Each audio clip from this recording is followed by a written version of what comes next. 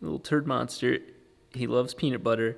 Both of his parents met an untimely demise. He chose the sticky trap and the parents chose the peanut butter trap. It was a proof that the previous video wasn't clickbait, that I really do have rats in the shop. While I struggle with the humanity side of the issue at hand, I've got more product to bring to the table. 4-rotor stuff is continuing. As you can tell, the car's in a different spot because I took the Diablo out to make sure that little rat didn't chew through something too bad. The sensor is definitely screwed up. There's something wrong. I don't have time to deal with it, but the car's fine. That's all I care about. The car's fine. As for the rotary Corvette, I have no idea. They're chewing through, making through holes. He's lucky he's cute. We'll just put it that way. It is time to clean up this table. It's a complete mess just with everything going on all at once. I got in a shipment today from Elliot from Turblone. And there we go. Elliot sent me what I need to finish the injectors for this phase of the build. We're currently using these taller hats here, so that way they fit the length of like an old Bosch style injector. He sent me all the hats for the remaining injectors. I should have, hopefully, flow matched, because Elliot was asking me for the model numbers on mine. One 1050X and one 1700X. Maybe on 4K it'll be easier to tell, but this one is a 1050X. I'm gonna go ahead and retrofit my other injectors that were on the 3-rotor with these, all these tall hats, so everybody is the correct equal height, and we can put the fuel system to rest. One of the other biggest benefits of the location of the shop, I am really close to a place called McFadden Dale. They have just every bolt you can imagine. This one is a 10 mil thick thread, and the reason that matters is this hole right here. It's an M10, but it's not the fine thread like the ones here. After a peaceful, long evening working quietly here with little rat in the bucket, I've got a solution. This is my ignition setup, and I feel really good about it. You can see it. I went through a variety of solutions that will or will not work. I had a coil here.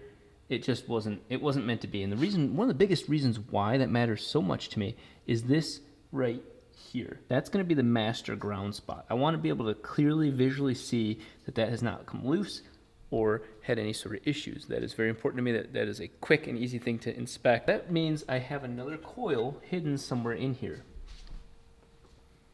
I thought it was going to look way uglier having this coil up here. It turned out pretty good. What I'm going to do is take the intake manifold off. That allows me to start making the ignition harness, and I can put on my good injectors. Turbo, you're in the way. You're not the star of the show today. Oops, pulled all those. I guess I'll set that aside. My bad. Yeah, that's so much heavier than you expect.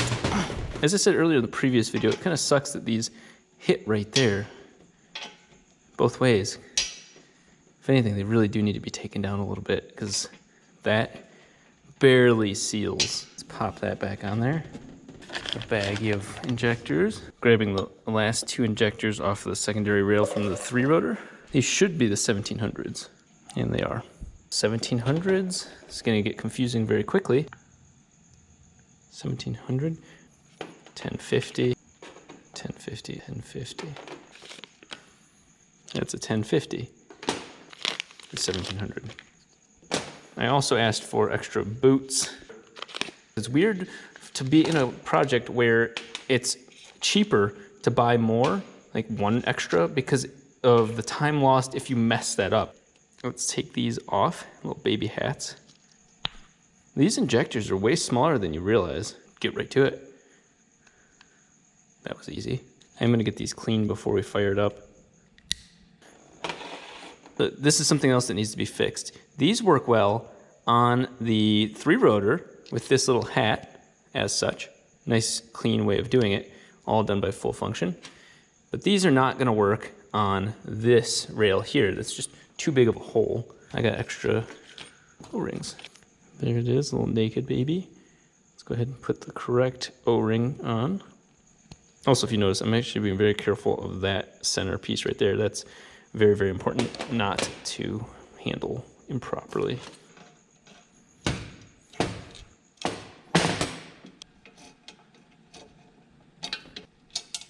We have in this row right here, these are all the 1050s. 1050s are the smaller injectors, and those go traditionally on the smaller ports meant for idling the vehicle. That's these four here. This is rotor 4's primary injector, rotor 3's primary injector, rotor 2's primary injector, and rotor 1 is primary injector. Those in place, we can fill in the gaps with the other four. 1700, 1700, 1700, 1700. Everything adds up. Ooh, that is clean looking. Part of me thought about putting all of these injectors backwards like this and having the plugs on the inside to keep things even cleaner. The fuel lines will go through there. And they're those soft ones, but still, let's keep things separate. So here's our first test. I'm gonna go ahead and take this 180 piece off.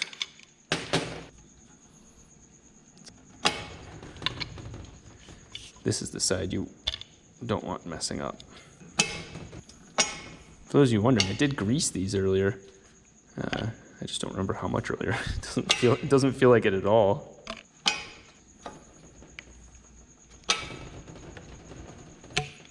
You want to see an easy way to cost yourself like $1,000? Just drop this on its face. Oh no, that's gotta be more than $1,000. I just bought them over time, so I don't want to remember exactly how much they cost. Here we go. I'm not even complaining. I'm just saying that something's going right in terms of the first fitment is the right fitment. This is very, very fun. So it's terrifying to tell somebody like Elliot, hey, Elliot's like, hey, what do you need? Are they the 60 blah, blah, blah ones for the Bosch, blah, blah, and I was on the other end of the phone going, yep, those are words. It's something where people that have been in the industry for a while know that these injectors in this size is meant for a Bosch traditional sized injector. I did not know that. It never hurts to say, hold up. I'll be honest, I'm not sure what that means. For those of you wondering, these are meant for remember the traditional Bosch 1600s? That's something where I've been in the car world long enough to know that that was like the big granddaddy of what you used for secondary injectors on an FD. Oh my goodness. That's wild looking. Paul Yaw owns Injector Dynamics, and he mentioned, make sure this rail can handle about 100 pounds of force because of the pressure exerted on each of these injectors. I was afraid in the pictures when I first saw it that wouldn't be strong enough to handle it. It's not going anywhere. It's not going anywhere. God. There's no way that turning that injector around would have worked. The rail and the fuel is just right there. But that's gonna look even clean as well. Just nice fuel line, soft braided, not metal braided, sitting right back there. In the meantime, let's work on this. I spent all of last night getting these in the correct positions. Plates can be modified and changed. This is my ultimate solution for now. This car is a living, breathing creature. Things will change. This will have a nice square, straight plug right to here. The trailing plug will be right here, and the leading plug will be out here. This one ended up being really clean, putting it here versus putting it back here. I can either run a straight line, a straight tap where you plug it in right here, and then have an angled boot here. So it'll either go that way. So this one would do the same down there. So these are the leading plugs. Or, because of the materials given, I kind of dig this. The only thing I'm worried about is a little bit of interference, which really isn't a concern, but might as well say it so that way somebody doesn't say it online. If I have these little baby boots, little baby booties, go over, and with the way that wire works, it's not going to sit on this, going over and then plugging in. You'd think first thought is this, and having an angle like that, but there's the oil feed line. I do not want the boot sitting on the oil feed line. It's obviously hot oil. With this being the thought process to all of these, I can now finalize the ignition harness. I've been passing around ideas for this ignition harness for a while because I want to do it right. I will be using 16 gauge wire for the power. It tells you battery positive, battery ground. All 8 of these will ground to this one spot. So I'll have 8 ground wires, 16 gauge, going to one spot. And then power is coming from back here, on a car, it'll be from the battery, all 16 gauge to each of these here. All the other ones can be smaller, thinner wires. If you're familiar with rotaries, or at least these coils, they do want you to ground these coils for the spark coil to this specific housing. These to this housing, these to this housing, and so on. Which one does it call it? Yeah, ground cylinder head. That one is what completes the spark circuit. These won't be counterbored out. This one will be a ground circuit, this one will be a ground circuit, And the master one could be the master one, or we can use the hidden one back there. Nice and clean. We'll probably have this plate refinished to label all of that. Without that manifold on there, this is really easy to work on. On a side note, I'm very thankful for everybody's comments on how to improve on things just like tapping. You'd believe I'm an expert at tapping things, but you'd be wrong. I'm gonna do something that's one of the more controversial things I've had to do. Let me explain why you would do the exact same thing. This port right here is a troublemaker. It's a coolant port, and it is not tapped, it is not sleeved, there's nothing in it. What I'm gonna do is tap it for, what is this, 1/8 NTP? So I'm gonna mix up my metrics in my US spec or British spec, God knows how many specs there are. Metal filings will be going into this system. Therefore, the coolant will have to be flushed after one whole pass. Would you tear apart this motor in your own garage to redo that? No. Whatever it was telling me is, hey, do a percentage of a turn, back up, and then go again.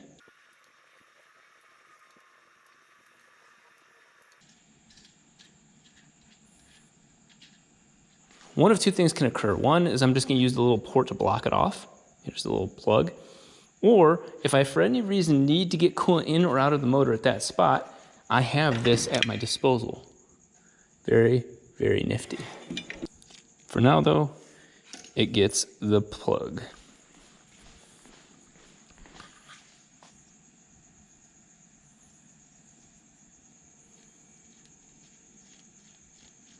Come on, you gotta admit that's one of the cleanest things I've ever done with my life. In the past, it would be take the little thing that's sleeved inside of there, put a hose on there, and then put a bolt inside the hose, and then hose clamp that.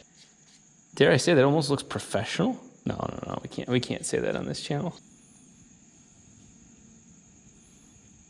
Wow, who am I? I'm having an identity crisis right now. I'm being thorough. Back to being me, using the wrong tool.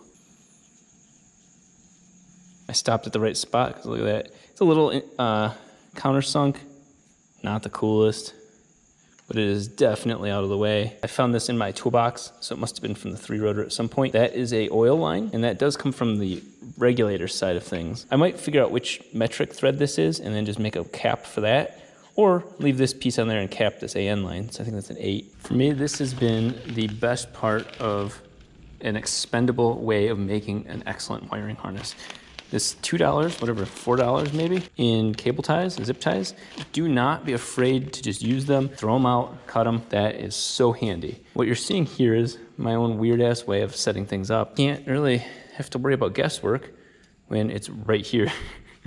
This little wire looms here. This and this are clearly ground and power for powering the coils. A lot of people just assume, oh, let's put a nice thick power line, right?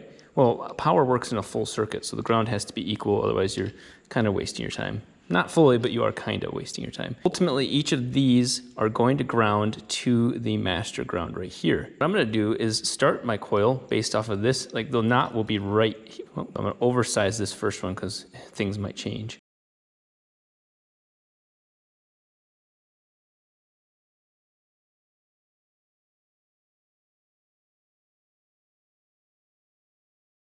Thankfully, I've already done this on the 3-rotor and 2-rotor, so I've gotten better and better at what I want to do and how to make it easier on my own life. If you aren't familiar with the mental approach to grounding this build, everything comes from a star pattern. So from the center of the star outward, the ground radiates. ECU ground goes from here, in this case to the ECU over here. Normally it's over the ECU out that way. So ECU, battery, coils, everything comes from the center spot right there. If this was the 3-rotor, I'd be okay with this. This is actually similar to what I used on 3-rotor, 10 gauge and cheap Chinese wire. This is the real deal right here. That's 8 gauge welding wire, heavy jacket. That stuff doesn't mess around. There's gonna be minimal loss, voltage drop, all those sort of things. I'm gonna make sure that the spark plug, which goes from here to here, then goes out the center pin on these to complete the circuit.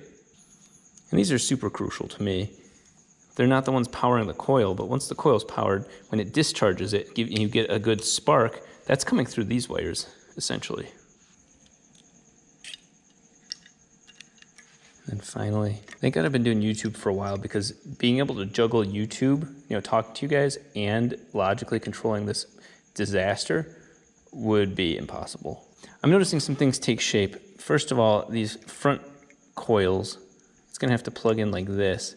It's barely going to be on the harness unless we bring the harness up over all of them, which to me is a good idea. The harness itself is part of the electromagnetic interference. Not too worried about sitting on the coils. That is just 2 of the 5 lines needed to be ran here. Next one's going to be a little bit easier. This is the data line ground. Even if this is overkill, I was going to say nobody would argue that that's a bad thing. But sure enough, I think about it, I'm sure a couple people would love to argue for the sake of arguing. The nice part about this is isolation. That's really, that's what pays off for all this confusion. I can isolate circuits very, very easily. I don't want a spark to occur or a pulse to occur and the next coil doesn't get its information about when to turn on and dwell and all that sort of shit. That would be horrifying. Well, there we go. Arts and crafts. I now have grounds for my coil. Sorry, no pun intended, but that is a rat's nest of wires. And for those of you wondering, little rat, he's a little sick. I don't know if he got into the poison or whatever, so I'm trying to give him some greens, but he's pretty sad. And so if you don't see anything else about him, you know what happened, but he's pretty bummed out.